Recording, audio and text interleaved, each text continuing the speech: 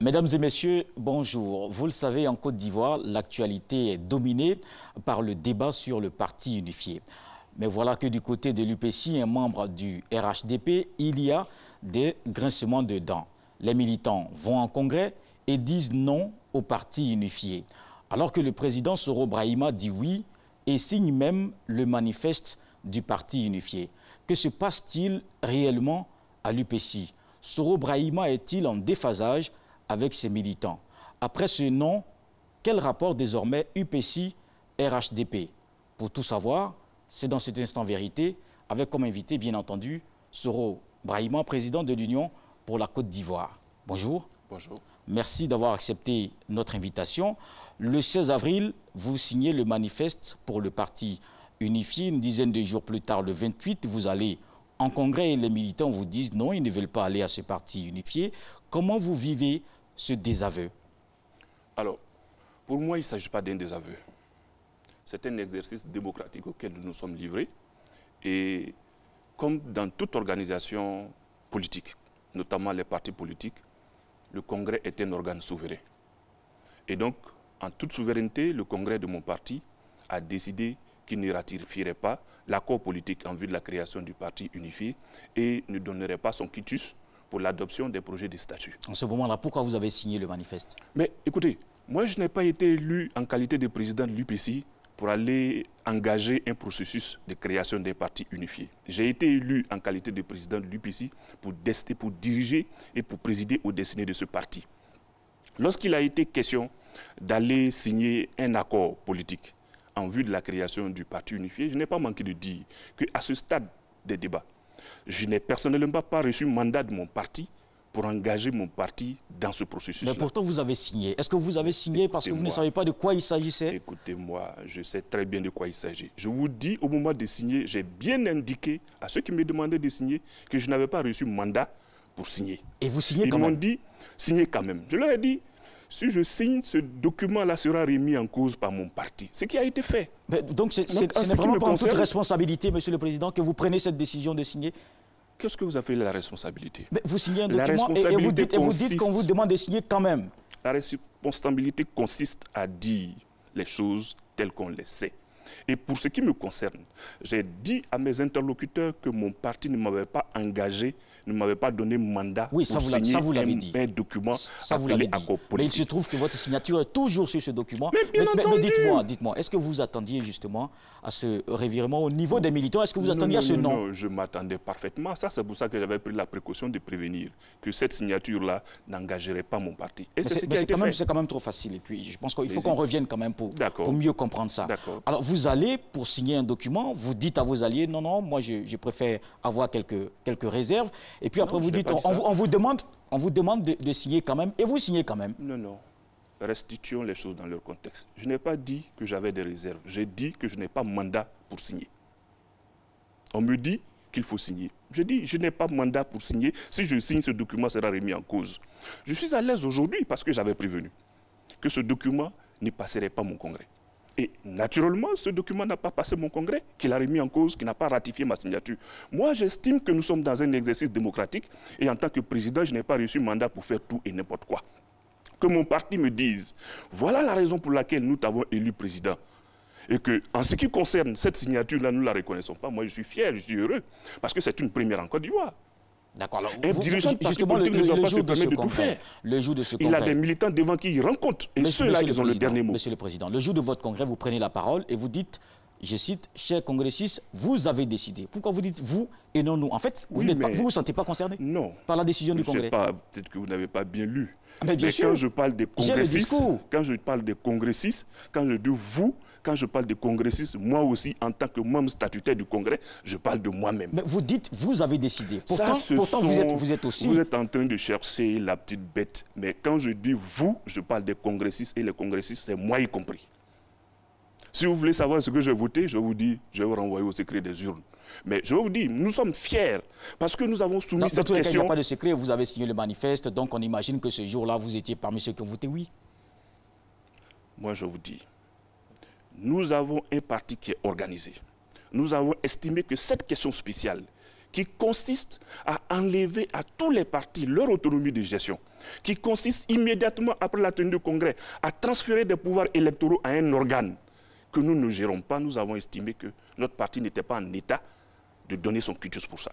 Et je considère que nos militants, ils ont eu raison. Ils ont eu raison parce que quand on regarde l'histoire de notre appartenance au RHDP, comment nous y sommes entrés? Nous y sommes rentrés entre les deux tours de l'élection présidentielle de 2010. Et à ce moment-là, nous avons procédé par un vote pour savoir si nous allons y aller ou si nous n'allons pas y aller. On ne va pas, c'est important. On ne va pas faire l'historique. Non, on n'a pas suffisamment de temps. On n'a pas suffisamment de temps. Même si c'est... Vous êtes désormais un président en déphasage, clairement, avec vos militants. Rassurez-vous. Oui, parce que, Monsieur le Président... Je ne suis pas en déphasage. Si vous avez lu les résolutions du Congrès, et je suppose que vous les avez lues, est-ce que vous avez lu la résolution numéro 4? Le Congrès m'a réitéré son entière confiance et m'a engagé à travailler pour le repositionnement de l'UPC. Parce que vous avez fait ce qu'ils ont demandé. De quoi Premièrement, c'était ce que vous vouliez. La responsabilité d'un militants... président de parti politique est de faire ce pourquoi il a été élu par ses adhérents. Je ne suis pas là pour faire plaisir à des militants d'autres partis, je suis désolé. Je suis là pour faire plaisir aux militants de mon parti. Et ils m'ont réitéré leur confiance. En tout cas, c'est de ça qu'il s'agit. À la lecture, on a clairement l'impression qu'il y a un déphasage entre le président de l'UPC et les militants. Vous savez, d'autres aimeraient qu'il y ait ce déphasage-là, mais nous n'allons pas leur donner ce plaisir. L'UPC est un parti uni. L'UPC, c'est un parti solide. Ils feront tout ce qu'ils veulent, nous resterons unis. Je vous dis, nous sommes fiers d'être UPC. Pourquoi? En 2010, comme vous ne voulez pas que je fasse de l'historique, mais je veux le faire. On n'a pas suffisamment de temps. Non, ce n'est pas grave. Même s'il faut faire ça uniquement pour cette émission-là, je le ferai. En 2010, nous sommes allés au RHDP à l'issue d'un vote interne. Et parce que le RHDP nous promettait, nous assurait l'autonomie entière de chaque parti, nous y sommes allés.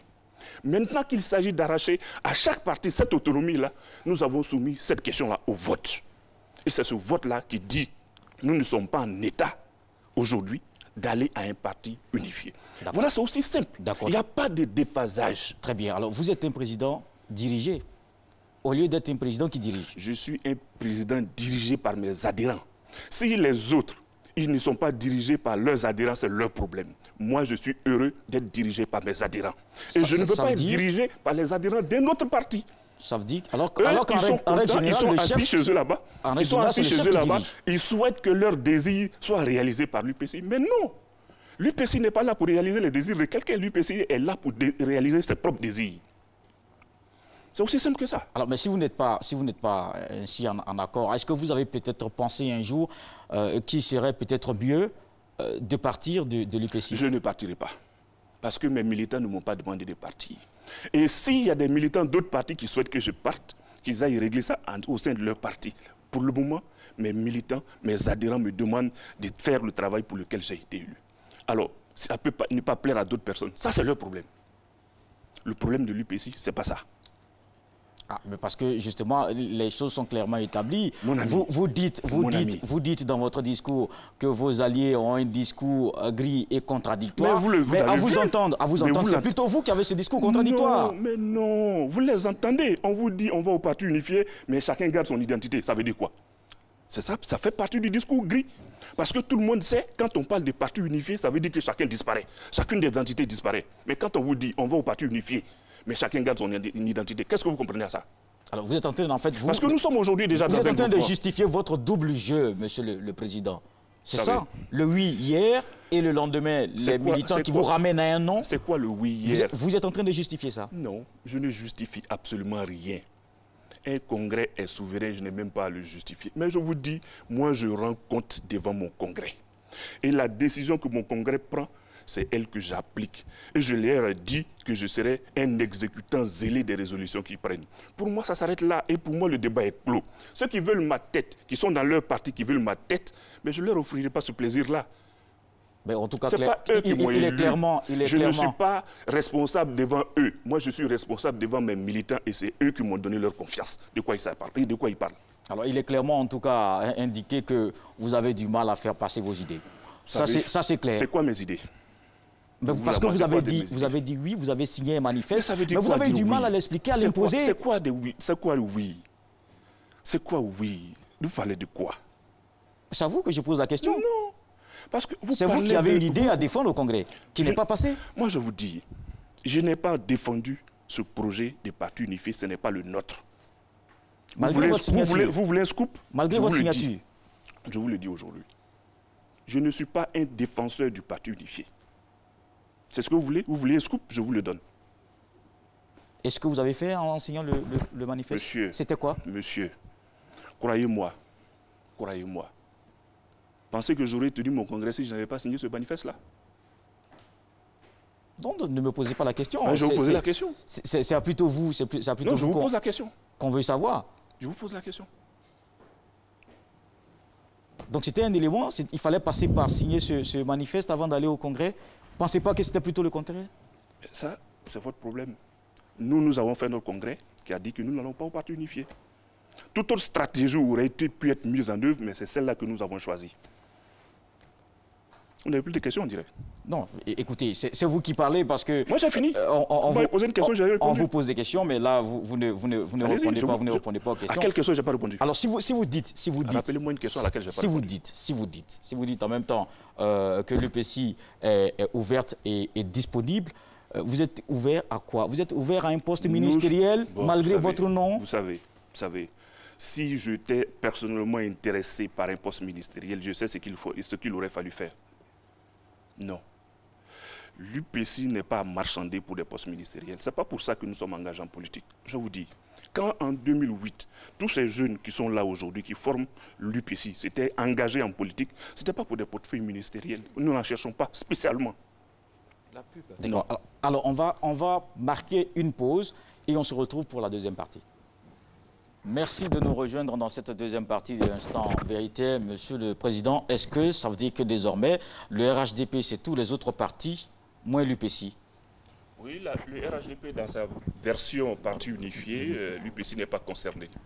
Et donc, nous allons nous mettre au travail, nous allons continuer à travailler pour faire grandir notre parti, pour faire de lui un acteur important de la scène politique ivoirienne. D'accord. Alors, puisque c'est ainsi indiqué, on voit bien la suite. Les différentes articulations à l'avenir au niveau de l'UPC, ce sera quoi? Ce sera déjà de préparer les prochaines élections locales, où nous avons des candidats, nous continuons d'enregistrer des candidatures, nous allons les préparer pour faire en sorte que, au terme des élections locales qui vont arriver, nous puissions contrôler de nombreux conseils municipaux et de nombreux conseils régionaux. C'est ça notre challenge. Et c'est pour ça que nous voulons dire aux jeunes Ivoiriens qui veulent faire de la politique autrement que c'est bien chez nous qu'il faut faire. Parce que chez nous, il y a la démocratie. Chez nous, le dernier mot revient au Congrès, où chacun peut s'exprimer et chacun peut donner son opinion de manière discrète et discrétionnaire. Chez nous, chez vous, on peut dire oui et en même temps dire non. Oui, parce qu'il y a un organe supérieur qui peut dire tout ce qui a été fait par les organes intermédiaires ou par les organes inférieurs ne me concerne pas et je ne ratifie pas. C'est ça la démocratie. Dans la démocratie, il y a des règles. Dans la démocratie, il y a des organes, les uns aussi importants et supérieurs que les autres.